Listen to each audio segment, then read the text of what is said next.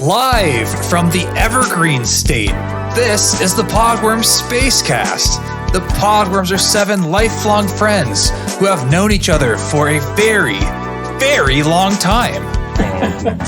Welcome to the Spacecast. Well, hey everybody, welcome back to the Podworms Spacecast. So excited to have you with us for another episode. Let me introduce you to the guys in the show today. We have our little buddy, Jim Charters. Yo, what up? And I am the low-hanging fruit, Andrew LeClaire. This is, I think, a very special podcast, isn't it, Jim? I think so. I think this is going to be a real special one.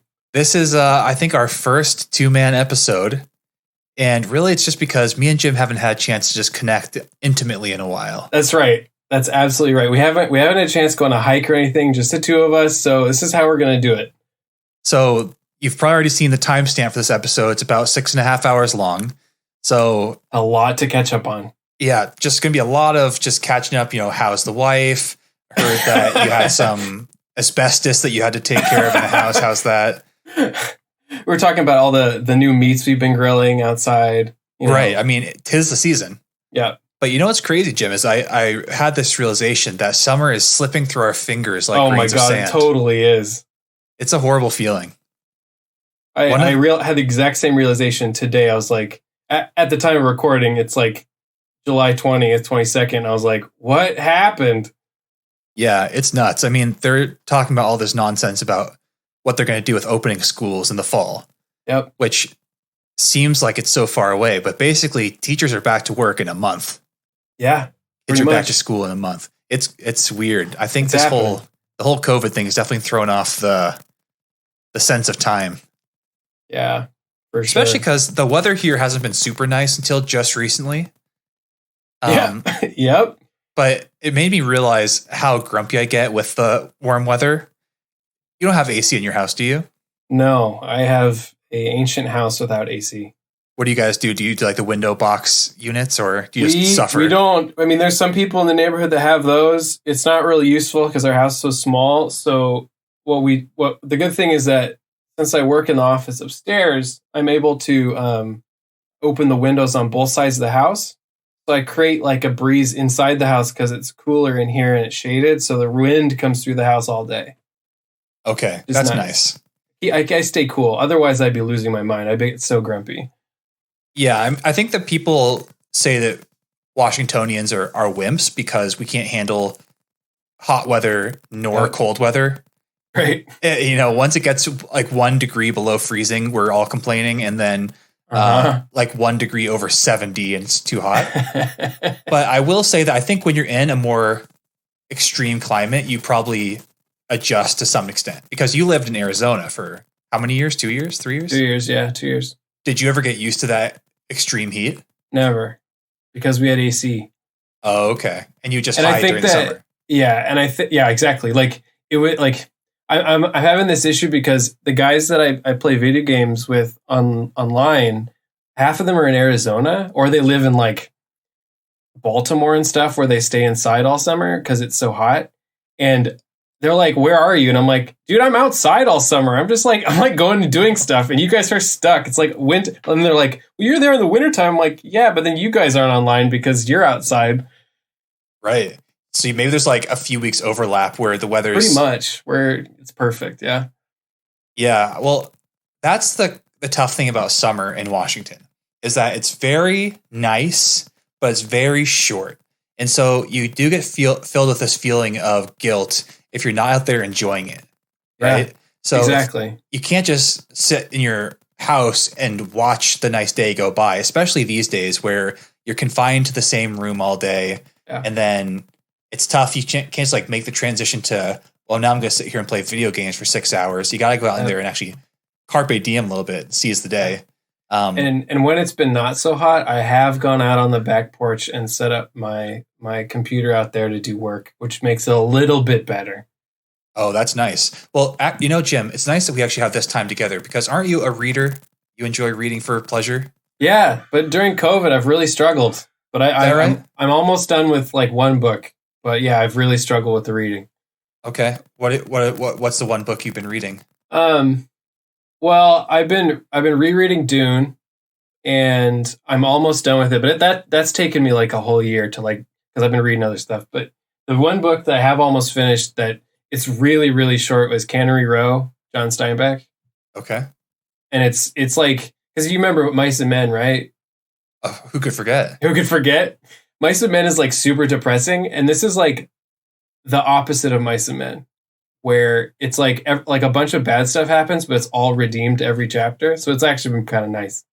Well, that's a tough thing about these authors that you get forced to read in school is that they're probably really great, but you get this really bad taste in your mouth because it's like, oh, I have to read this. Do it. Yeah. Yeah. Like I think of Fahrenheit 451 was a big one that people went back to in the last few years because it rang especially true.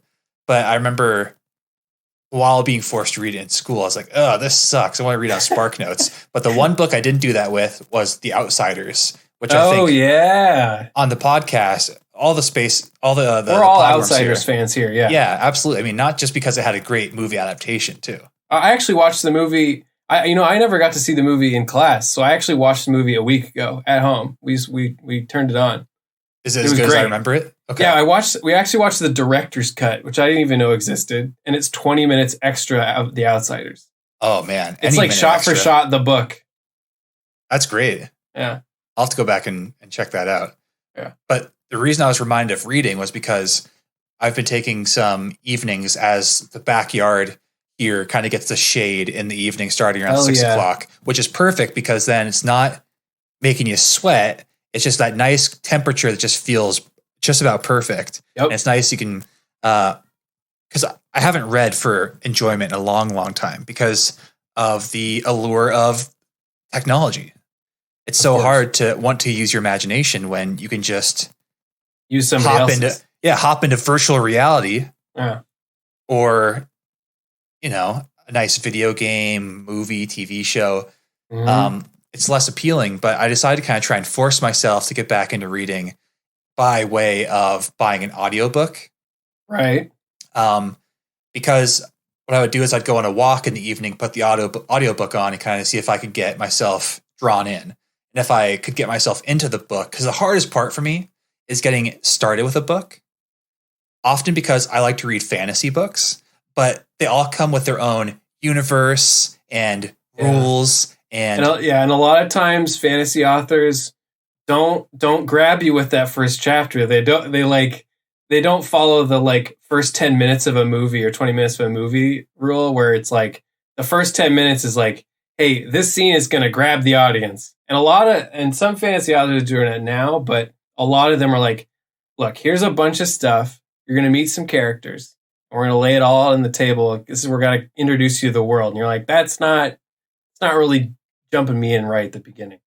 Right. It's a fun thing to go back after you've read it and you understand it, to go back and read, and you can see all the foreshadowing and you understand the world. But it's a lot to take in because you don't understand who anybody is. You don't understand the rules of the world. Yep. You don't really, it's hard to even understand like what the hell is happening. And so I said, all right, I want to get an audiobook so I can kind of just listen to it and get started that way.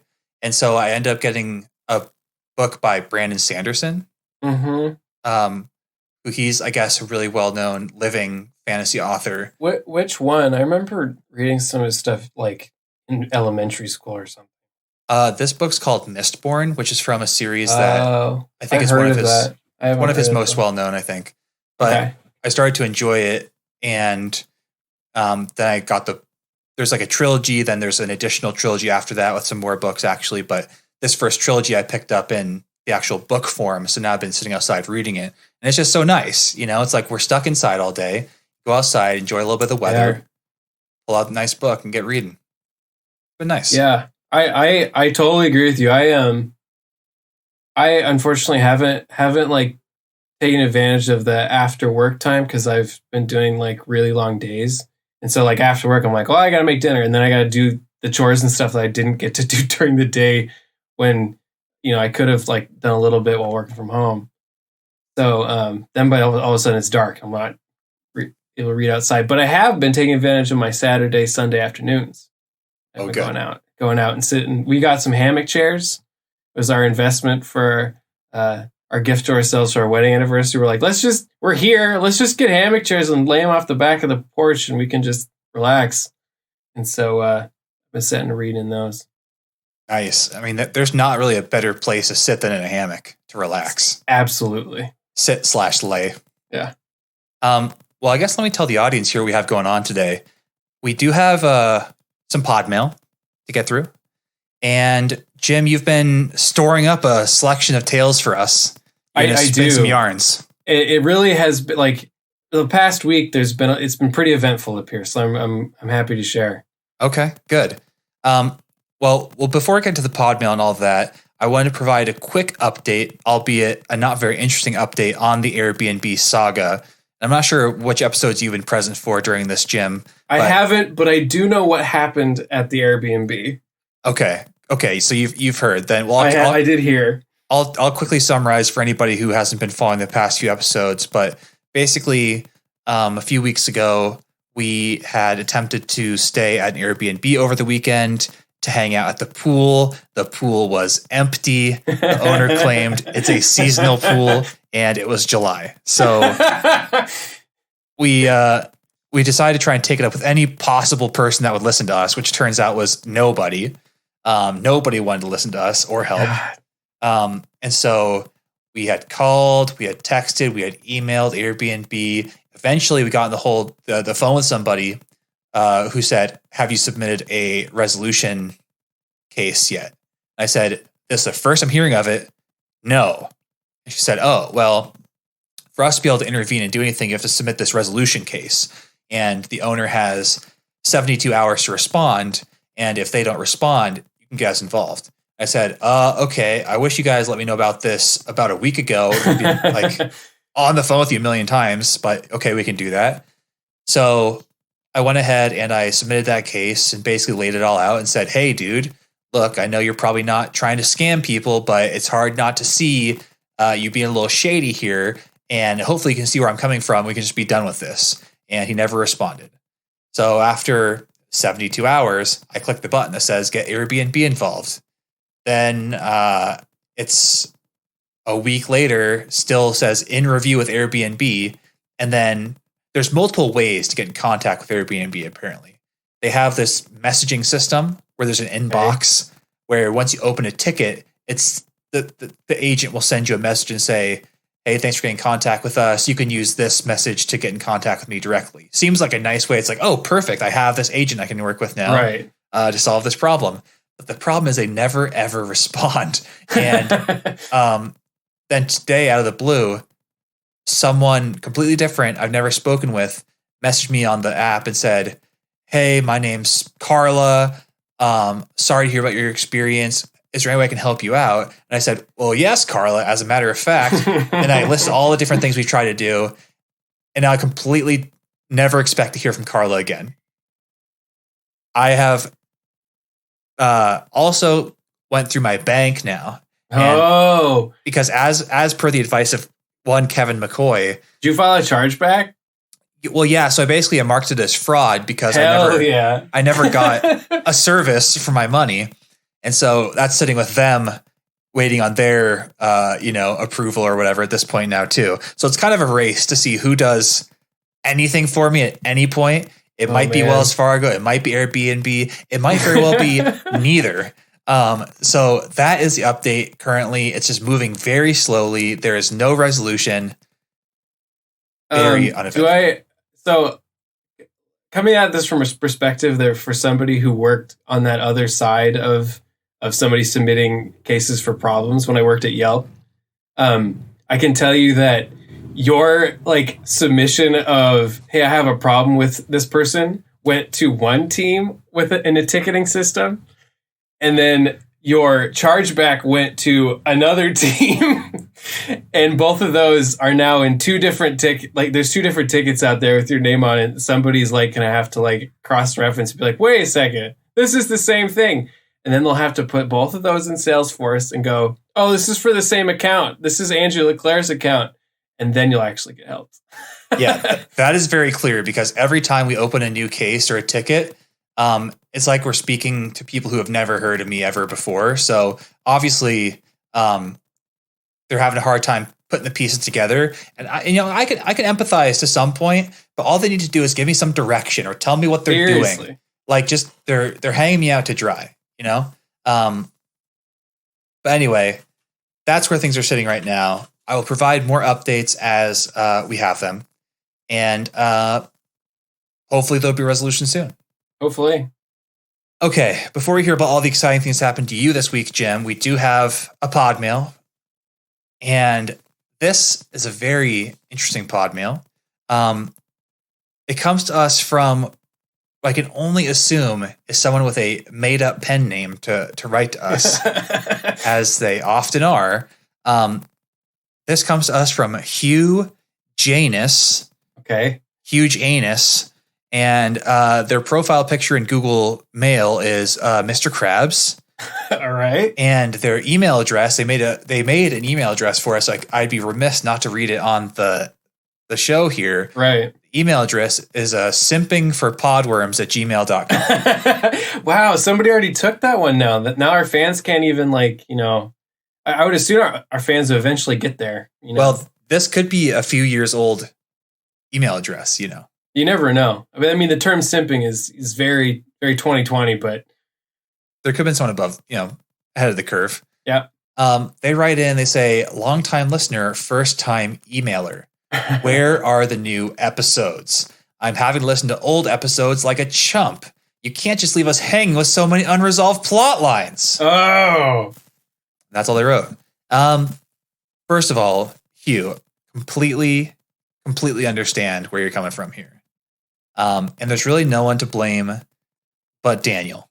He is the monster who is preventing us from releasing episodes. Very much like in the whole Britney Spears saga. Have you been following that, Jim? Yeah. The conservatorship and all that. Yeah, he pretty much owns every single thing that I do, controls all my actions, and it's really kind of up to him whether or not we get new episodes or not. Yeah, I mean, Daniel controls basically all of our actions regarding the podcast, and he's in charge of which episodes get funded, whether he actually releases money for them to be paid and put on these websites and stuff. Whether they get greenlit. Yeah, exactly. Yeah, I mean, he has to review all the scripts each week. So he's to be honest, we really should have read the contract more closely when he first had us all sign. He really bamboozled us. It's very possible that our fans won't even be hearing this part because he's already removed it from this episode. Oh no, this is never going to make it out to the fans. Yeah, God, it's horrible. It's horrible. I don't know where to turn. But between you and me, Jim, we gotta find a way out. We need a way out of this. I know. I mean, that's part of the reason why we're doing this 2-man podcast today. Is the fact we're trying to discuss a way out of our contract with Daniel. Right. I mean, where do you think everybody else is? They're not being permitted on the show because they're trying to speak the truth. Yeah, I mean, here you and I trying to organize, and everybody else is like, no, we're going to abide by our contract. I don't want to lose my job, et cetera, et cetera. Yeah, they're scared. Yeah. And for good reason. They're terrified of Daniel. Well, Hugh, let me just say that we're going to do the best we possibly can to keep the episodes flowing.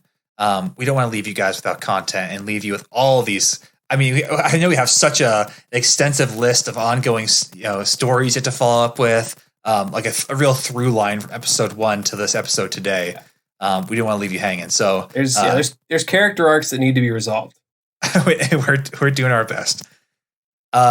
Okay, Jim, would you please let me in? What's been going on this week? All right, so I'll start with last week because this is things have been getting pretty wild up here. I don't know what's going on. Whether it's just everything's happening at once. 2020 COVID nonsense or what have you. But I'll start with last week. So last week I was out in my garage and I was trying to reorganize it and stuff because it's gotten pretty cluttered and we just never organized after put Halloween decorations and shit back, and I was trying to make it more manageable so I could get things in and out. We've been riding our bikes and stuff. So I'm in there and I've got all the doors open and everything. And then all of a sudden I smell smoke and I'm like, okay, well, somebody probably has a fire in their backyard or, something. And then I look up from what I'm doing and I see that the whole alley, which the garage looks out on, and the whole neighborhood as I walk out is full of smoke. In about a minute, the visibility has dropped to like maybe 100 yards away, which is like really low. And I go like, Caitlin comes out of the house and is like, "What's going on?" I'm like, "I don't know." And then we all walk out to the front of the street, and like everybody in the neighborhood comes out at once and is like looking around their porch, like, "Where's all this smoke coming from?" And I like kind of look in the distance, and it's like just to the northwest in the neighborhood. So we're like, "Oh shit, it's a house on fire in our neighborhood." We haven't heard sirens or anything yet, right? And so Caitlin and I put on like get masks and like walk outside and start walking in the direction of it. And like everybody in the neighborhood's walking. And like there's like cars stopping and slowing down. And we're still thinking that like this is a big house that's on fire. That's an old house because it smells like wood smoke. It doesn't smell like, a car on fire or anything like that. And the smoke is like white, it's not black. And so we keep walking towards the water where the park is. We can see the water. And we're like, "Oh shit. It's either one of those huge houses that's over next to the water, or it's like there's like a neighborhood coffee shop. We're like, what if the coffee shop restaurant caught fire or something, which is likely." And we get over as far as we can to the west, into the park, and we look down onto the waterfront, and we see that this apartment building that was being built, so it had all the framing up, and that was basically it, is completely engulfed in flames.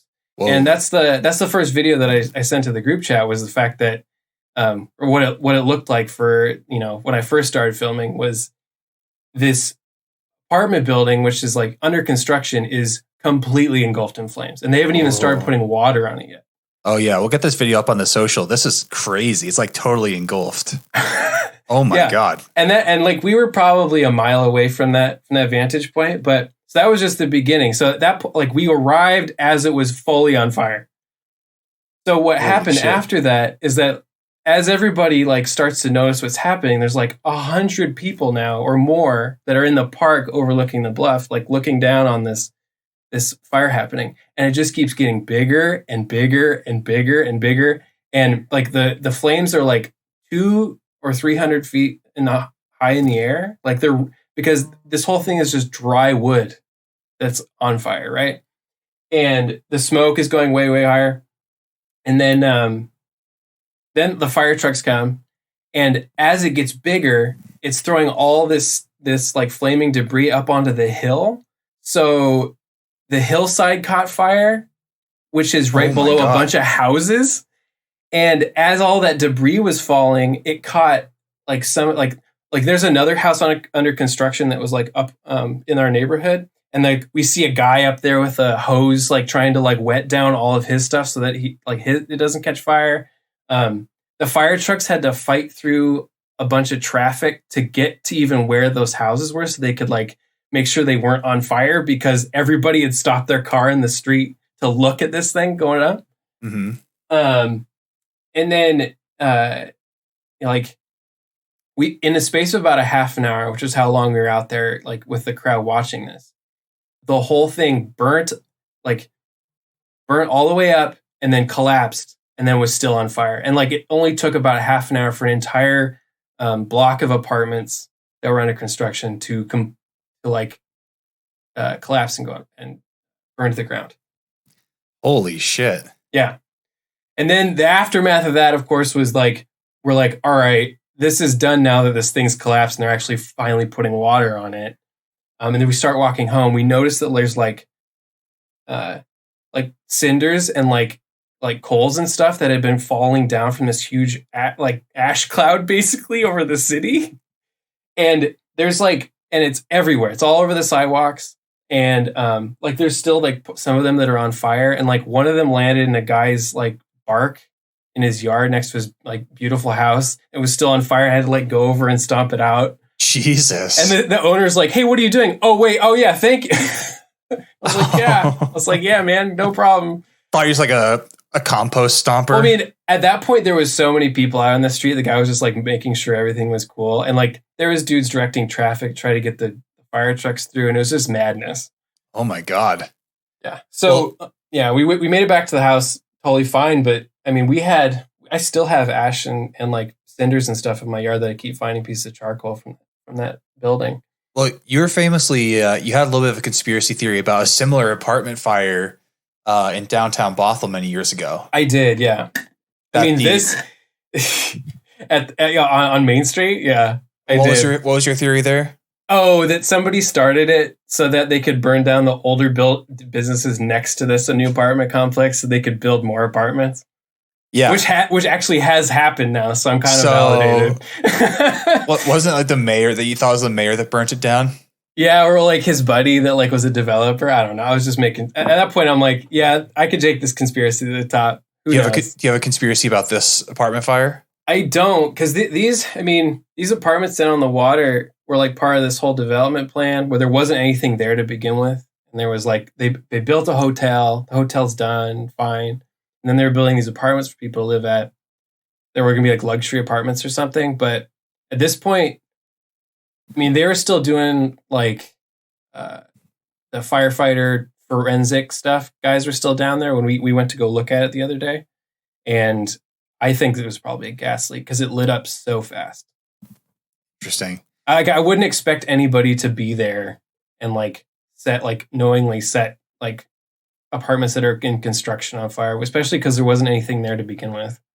It's very clear that fire is just one of those fascinations that humans have. Probably because of, going back to the caveman days and the fact that it provides life. But people just love to look at fire and see fire and be involved in fire situations. Yep. Like even in my neighborhood a few months ago, there's a house that their kitchen had caught on fire. And I think every single person from the neighborhood was like going on a walk to go take a look at just to be nosy. Yep. Like obviously not going to do any good about it or like just to go see and be like, oh, what's caught on fire? How's the house looking? Just can't help yourself. I mean, absolutely. And that's exactly how everybody else felt. It's like, at a certain point there was like 300 people and like families and stuff because it was the only thing that was going on in Everett and everybody's been stuck inside. They're like, what is happening? What's all this fire? Smoke? We got to go check it out. Yeah, I mean, to be fair, that was a pretty fucking raging fire. It was pretty amazing, yeah. Like last year, I was driving to work very early in the morning and there was like a tent or something on fire in a homeless camp as I drove past, and I thought that was pretty intense. This is about 1,000 times bigger than that. So, yeah. Well, crazy. Well, we'll make sure we get that video up. That is quite the thing. Now, you sent me 2 videos. Is the second video unrelated? I haven't looked at it. The second video is unrelated, and this is like coming hot off the presses. The second video is actually from yesterday at the time of filming, so the 21st of July. Okay. So yesterday, I'm up here in the office, and all I hear is like Caitlin from downstairs go, "Oh shit!" And I'm like, "What? What's going on?" She's like, and then she goes, because I'm like, either she's reading a piece of news, something crazy, or something else is going on. So then she goes, "No, you got to get down here." And I go, "What?" And I go downstairs, and you know how we've talked about this time that we live on this podcast before, that Black Lives Matter, and how you have to, as a citizen, you have to like look out, and you have to be able to be an ally to your friend, your brothers and sisters out there. So I look out of the window and I see a police officer with a not shouldered, but a M4 in a harness, so an assault rifle in a harness, standing in front of a black man sitting on the grass in front of my house, not 25 feet away. So that's what that second video is. And of course, immediately I'm like, I open all the curtains and I open the window and I point my camera at this guy and I'm like, all right, now I have to I got to stay here and make sure that this whole situation's okay, because this is ridiculous. This is happening right in front of my house. Yeah, I'm looking at the video. It looks like he is about 10 feet in front of your front door, basically. Yeah, I mean, that's zoomed in, but he was basically 20 feet from me. And I was like, okay. And there's one police cruiser and that guy and this one officer who's wearing a mask, and he's got, he's talking calmly to the black man sitting on the ground, but he's got, he's like fully strapped. And I'm like, what the fuck is going on here? So what that, like, I clipped that video down quite a bit because it's really big to show you guys. But basically the series of events is a couple of minutes after that, after he's trying to explain why he got pulled over, because his car was like, the black man's car was out in front of the place or in front of my house. And another police officer came over and literally takes the rifle from the other guy and puts it in like this dude was a rookie or something. And he was like saying, hey, like you gotta calm this situation down because this guy's already sitting on the ground in front of you, Put the rifle away. Yeah, put the rifle away, seriously. And so, another squad car comes up. So there's 2 police cars in front of my house. And then I proceed to film this whole interaction where this guy's explaining that his wife and his brother-in-law, I don't know whose house is whose, it's like 3 or 4 houses down from mine, and that there was an altercation, and she called the cops on him, and so he sped away. And it's this whole it's literally like a civil dispute, like domestic dispute between people, right? So, nobody's actually in conflict with the police, but the police have showed up as if like something crazy's going down, right?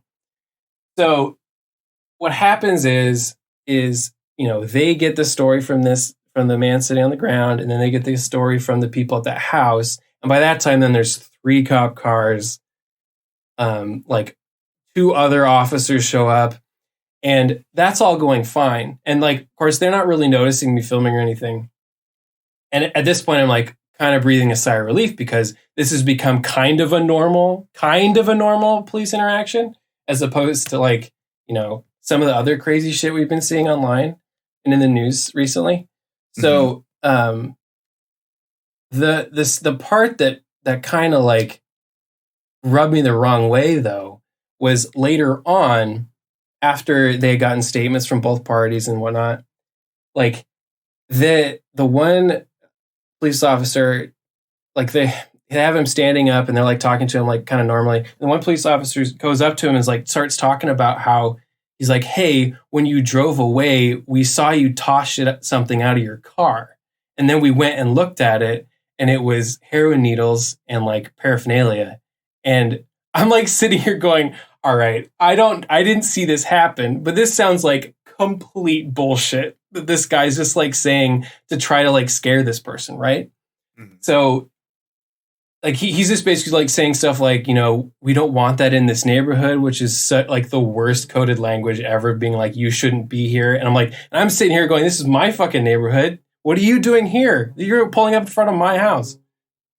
So that was completely rubbed me the wrong way. And then, as after that interaction, everybody kind of gets in a group, and a lieutenant or somebody shows up and is talking to everyone and basically doing a debrief. And then they finally notice me filming them. Uh-oh. And the dude one of them turns around and is hey, right at the end, he goes, hey, are you good? And he points at me and does a big thumbs up to the camera, right? Oh. And I'm yeah, I'm good. How are you, man? And then he's just kind of turns around and they walk off.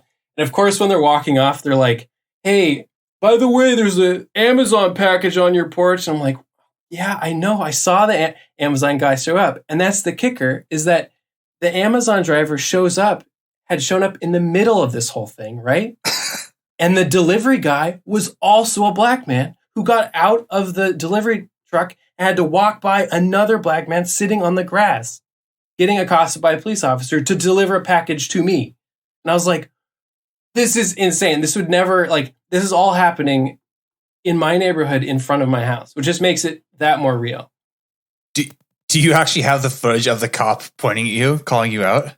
Yeah. Oh, yeah. Oh, my God. And of course, in the middle of that, there was I had to ask the guy who had gotten pulled over if he was okay, because he was just hanging out while they took statements from the people in the other house. And he was just yeah, I'm all right. I'm just trying to like get some stuff out of my house because my wife is screwing around with my brother-in-law, and I was like, all right, that's the whole situation I need to get into. But Oh my God. you know, like at least you're fine. And I had to check in. So Oh my God. That is quite an eventful, very surreal kind of experience. yeah, and it seems surreal, but at the time it was just really real. It made everything that we've been seeing very, very real, you know? So, like, I mean, to that point, like, I didn't feel like it was surreal at all. And I just felt like I was like, well, I got to do this and I got to film this interaction because who knows? Well, yeah, there's probably a genuine fear that you're going to see a guy get murdered. Yeah, or beat up, or like beat up for no reason, or like handcuffed for zero reason. And like, you know, we live next to our neighbor who she's a social worker, and like both of us afterwards are talking in the backyard and we're like we both would have gone out there had that like happened, but it probably would have escalated the situation, you know? So Yeah, well, it seems like in the video, at least, that both sides are kind of de-escalating. Like he's sitting and they take the gun away. yeah. So it seems like at least it was a little bit tense there at the beginning, Well, but yeah. And who knows how much like a bunch of people in our neighborhood watching changed that whole situation, right? Because like, I mean, there's me filming and they're also sitting in front of a house that has a big Black Lives Matter sign on it that's like in our window. And I'm like, all right, how much of that actually affected this interaction and how much did they just not notice at all? You know what I mean? And like they're on a busy street with a ton of cars going by. yeah, I mean, I guess you'd like to imagine that some amount of there being like this extra heightened sense of people being kind of vigilant and watching would help to keep them accountable, Exactly. at least on like a micro scale. Yeah. Maybe not across the whole US, but in these specific interactions that it's like, yeah, there's people in the neighborhood watching this go down, and hopefully that would help to make the situation go less badly than it could otherwise had there been no one around. Exactly. Yeah, and I mean, like, I hope that like just me being there changed the outcome of that to some extent. Well, good Lord. Hopefully your next week is a little bit less eventful than this. I know. Yeah. I know. Everett's wilding out right now, dude. Well, you live not on a super main thoroughfare, but it's somewhat of a thoroughfare, right? Yeah. I mean, I'm not surprised that they pulled like that when they pulled that guy over, they did where they did because my house, like nobody parks in front of my house, and right beyond my house is like where everybody parks in the street. So our, you know, mine and our neighbor's house are the only spaces where you can just park a bunch of cars Right. and have an empty space. So like it's busy, but like, you know, ours place is the only place to park. So not surprised this happened right outside. You know, I was thinking about the last time that I had been pulled over or really interacted with a cop was on the first day of senior year of high school. Yeah. So it's been over a decade now, which is pretty crazy because in high school, I feel like I was always dealing with the cops. Not like I was really doing anything bad. We just did stupid shit that got us talking to the cops, like being at a park past curfew. Yeah. Never anything serious, but just felt like we were always talking to cops. I know. Now it's been a good long time, which is for the best. But we were riding our bikes recently on sidewalk, which I'm actually not super clear about, like if that's illegal or just frowned upon, or I don't really know. But yeah. We're not like bikers with fast bikes with like the biker spandex suit on. I feel like in that case, it's more expected where you're going to be riding on the road. For us, we're just kind of like recreationally out doing our thing. So I don't think it's that big of a deal. And we usually just hop off the sidewalk if there's someone walking anyway. But generally, it's like I'd rather be further away from cars and closer to cars if I can help it. But there was a situation where we were on this sidewalk and there was a cop on their motorcycle speed trapping the cars. Yeah. And we had to ride right past him. And I was like, I was like slightly afraid that he was going to like give us some shit or something. But he just kind of gave us a nod, and I was just nodded right back and just kept on going. But there is always that fear, like whenever they're behind you in traffic or anywhere around you, it's like, I don't want to deal with this shit. I know. And like to To be honest, I mean, this isn't the first time that there's been like a conference of police officers in front of our house. The first time was a long while ago, where there was just a white guy walking, and he had like stuff in his pocket of his sweatshirt, and he was walking in our neighborhood, and they pulled up. They pulled up and then handcuffed him immediately. And we only caught the very end of this because we had just come home, and they handcuffed him because they thought that he matched the description of somebody else. And they kept him there for like 45 minutes questioning him, and he's handcuffed. And they're like, all right, you got to empty your pockets now. Cause I was like, what? Like, this is like the worst, like over, they just like pulled all the stops on like a stop and search basically, which isn't really legal anyways. And he like had a newspaper and like a comic book in his pocket. And they thought that he was somebody else and that he had like was suspicious or something. And then they just let him go and he's walked away. And that was like the wake up call to a lot of this stuff happening. This was like, probably 6-8 months ago, but it's totally framed everything else that's going on now. Right. Because I mean, I saw it again happen in front of my house in a much more serious situation. Yeah. Well, good that nothing really bad happened as a result. That's good to hear. Exactly. Yep. Well, you know what, Jim? Let's make sure we get another episode out next week because I read Hugh Janus's email. Yeah, he's right. We can't just leave the Space fans hanging, and maybe next week we'll even get the whole band back together. We really should. We'll see what we can do. I mean, I know the Podworms. They're a busy bunch. I know, and we don't want I don't want Daniel to put us in violation of contract and only have the other 5 on. Right. We got to get that whole situation figured out. Of course, no one's going to be hearing this part either, but that's neither here nor there. We'll see if we can get someone for next week. If you at home have anything to send us in terms of complaints, letters you want us to pass on to Daniel, pwspacecast@gmail.com. That is where you can reach us and send all those pod mail. Love to read them here on the air. We have our social media pages, Podworm Spacecast on Facebook, Twitter, and Instagram. We'll make sure to get those videos from Jim's very exciting week up there so you can live in the action while we're describing it. And most importantly, if you like this show, you must tell a friend. You just have to. It makes it that much more enjoyable so you can share all the fun with somebody you love. And as always, Space fans, until next time, keep squirming!